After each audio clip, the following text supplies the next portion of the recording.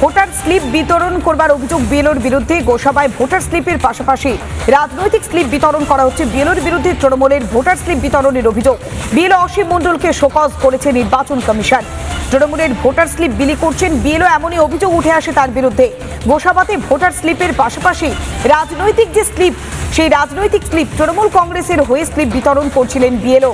বিএলওর বিরুদ্ধে এবার তৃণমূলের ভোটার স্লিপ বিতরণ করবার অভিযোগ। বিএলও অসীম মণ্ডলকে শোকজ করেছে নির্বাচন কমিশন।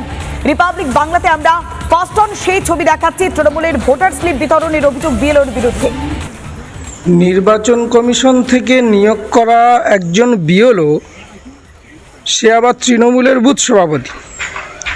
নির্বাচন কমিশন থেকে যে ভোটার স্লিপ বাড়ি বাড়ি দেওয়ার কথা, সেটা সে না করে একটা নির্দিষ্ট জায়গায় বসে নির্বাচন কমিশনের ভোটার স্লিপের সাথে সাথে তার দলের তৃণমূলের ভোটার স্লিপ বিলি করছে। এই ধরনের বিএলও যারা রয়েছে, আমি নির্বাচন কমিশনকে বলবো এদের বিরুদ্ধে কঠোর থেকে কঠোরতর ব্যবস্থা নেওয়া হোক।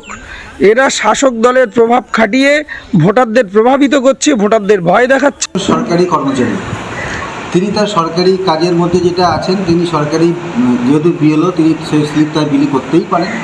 আমি একজন রাজনৈতিক কর্মী, আমার অধিকার আছে যে আমার ভোটার স্লিপ বিলি করার, কিন্তু উনি যেহেতু সরকারি কর্মচারী, তিনি ভোটার স্লিপ পার্টির করেছেন কি করেননি সেটা আমার জানা নেই। তবে তিনি যদি করে থাকেন সেটা তার সম্পূর্ণ ব্যক্তিগত ব্যাপার। এখানে আমাদের দলের তৃণমূল কংগ্রেসের কোনো বক্তব্য নেই।